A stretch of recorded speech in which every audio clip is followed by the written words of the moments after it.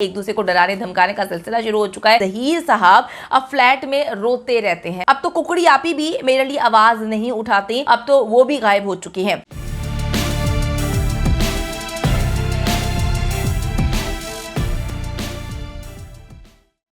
अस्सलाम वालेकुम, मैं हुमारी अली, आप देख रहे हैं मेरा चैनल। ना मैं ज़ारा काज़मी से मिलना चाहता हूं और ना ही मैं किसी सूरत उसे वापस अपने साथ लाहौर लेकर जाना चाहता हूं। किसी तरह मेरी जान छुड़वा दो, मेरे से अब मजीद बर्दाश्त नहीं होता, मैं थक चुका हूं। जहीर का नेक्सस की गॉडफादर से राब्ता हाथ खड़े कर दिए। हम केस हार चुके हैं। मेहदी सेल की बकवास किसी सूरत जो है वो बंद होने का नाम नहीं ले रही। इनकी बकवासियात को बंद करवाओ। अदालत में जलील मुझे होना पड़ता है, तुम सब जो है वो भाग चुके हो। जहीर ने अपना नंबर भी तब्दील कर लिया। शबीर अगर अब मुझे अकेला छोड़कर भागा, मेरे साथ नजर ना आया, तो मैं मुंह खोल दूंगा और सबका नाम ले दूंगा जिसने मुझे ये सब कुछ कहने के लिए करने के लिए उकसाया है। जहीर की जो कहानी उसकी अपनी जुबानी आज की वीडियो में शामिल करेंगे। किस तरह से जो है अब एक दूसरे को ब्लैकमेल करना शुरू कर दिया है, एक दूसरे को डराने धमकाने का सिलसिला शुरू हो चुका है, क्योंकि इन सबको पता है कि जी अब इनकी जान जो है किसी सूरत बख्शी नहीं होने वाली, बख्शिश नहीं इनको मिलेगी, कहीं से कुछ भी जो है अब इनके हत्थे नहीं चढ़ेगा, क्योंकि बच्ची तो वापस आ चुकी है और अब इनको सिवाय मौत के और कुछ नजर नहीं आ रहा। तो इन्होंने आपस में ही लड़ना शुरू कर दिया है, एक दूसरे पर इल्ज़ाम तराशी शुरू कर दी है और धमकियां देना शुरू कर दी हैं। आप सबको पता है कि जलील नेक्सस का जो इस वक्त करता धरता है, यानी कि फेस जो है इस नेक्सस का, वो जहीर है।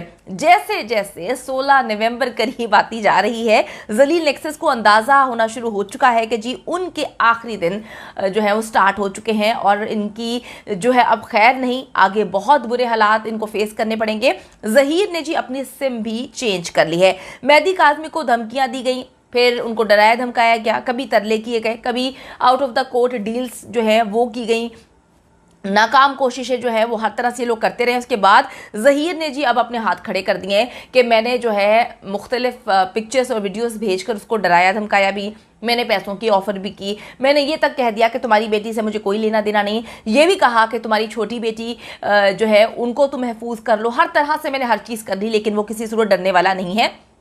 अब जलील नेक्सस से लेटेस्ट अपडेट जो है वहाँ से आई है कि जहीर साहब अब फ्लैट में रोते रहते हैं। वो मुझे बड़ा तरस आया कि हाय कितनी मोहब्बत करता है ज़ारा काज़मी से, कि बेचारा तड़प रहा है, बेचारा जो है हीर रांझा वाली मोहब्बत है। लेकिन जी पता चलता है कि जी रोना जो है वो ज़ारा काज़मी की याद में नहीं है कि ज़ारा काज़मी के साथ क्या हो रहा है या मेरे साथ क्या हो रहा है, हम इतने अरसे से जुदा हैं, बल्कि रोना इसलिए है कि जी अपने नए नंबर से कॉल करके इसने अपनी मां नूर मुनीर को साफ साफ कह दिया है कि अब मुझसे मजीद बर्दाश्त नहीं होता।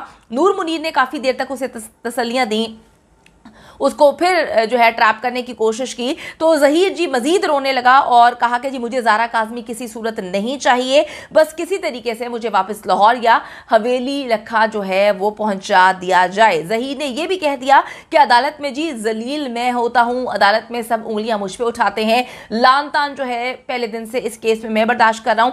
पुलिस प्रोटोकॉल तो देती है, क्योंकि पुलिस को तो पैसे दिए हुए हैं, आप सबको पता है कि सिंध पुलिस ने किस तरह से पैसे खाए हुए हैं।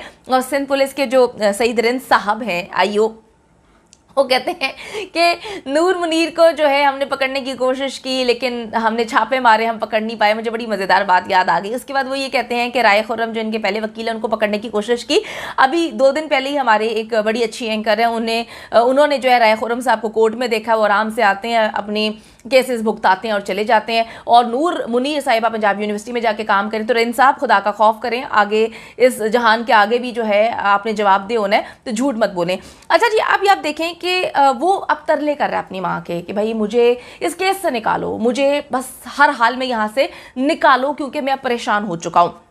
वो कहता है जी केस हम हार चुके हैं, बहावलपुर वाला वकील जो है वो भी निकल चुका है और कराची वाले भी निकलने की तैयारियां कर रहे हैं। पुलिस प्रोटोकॉल में हम आते ज़रूर हैं, लेकिन इसके अंदर जब हम कोर्ट में जाते हैं तो मेरी जितनी जलालत होती है वो मैं बर्दाश्त नहीं कर पा रहा। शबीर के हवाले से उसने अपनी माँ को कहा कि जी जब मुझे अकेला छोड़कर जाता है तो मेरा कराची में जी बहुत रहना मुश्किल हो जाता है, मैं रोता रहता हूँ, मैं बाहर नहीं निकलता। हर बंदे को मेरा पता है, शबीर के बारे में पता है, और मैं परेशान हो गया हूँ, मुझसे ये सारी चीज़ें हैंडल नहीं हो रही।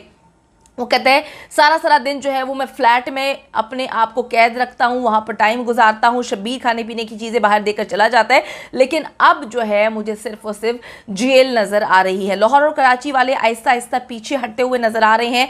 मेरे साथ जीने बनने की कस्में खाने वाले, मुझे भाई भाई कहने वाले और हमेशा मेरा साथ देने वाले, साथ खड़े रहने वाले जो है सब लोग इस वक्त भाग निकले हैं।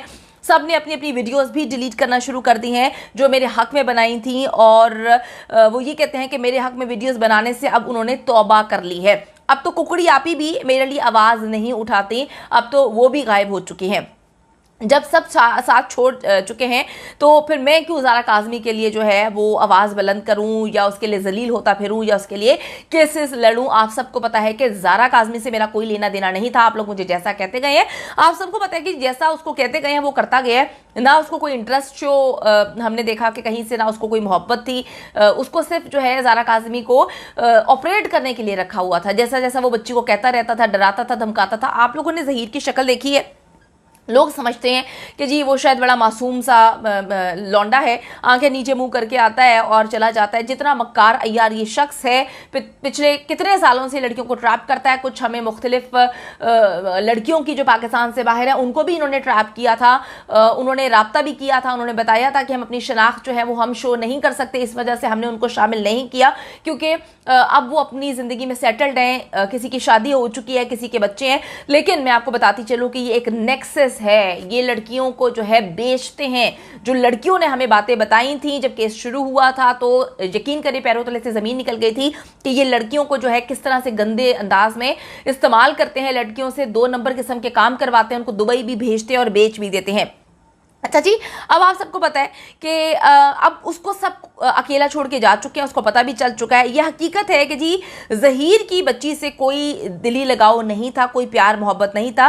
जलील नेक्सस ने तो साफ साफ कह दिया है कि जी हमारी तरफ से बच्ची जाए या बच्ची मरे, हमें कोई फ़र्क नहीं पड़ता। बच्ची बेशक मेहदी अली काज़मी के घर जाए, हमें इससे भी कोई लेना देना नहीं है। वो सिर्फ बच्ची को डराना धमकाना चाहते हैं कि जो उसके साथ 3 महीने हुआ वो उसको किसी सूरत जो है दुनिया के सामने ना रखे। पहले इनका यही प्लान था कि बच्ची से मिलेंगे, ज़हीर बच्ची को डराएगा धमकाएगा, वो वीडियोस वगैरह जो भी मामला था। जब वो नहीं हुआ तो उन्होंने पगली डॉक्टर भेजी और उसने फिर काफ़ी हद तक बच्ची को डराया धमकाया उन वीडियोस के हवाले से।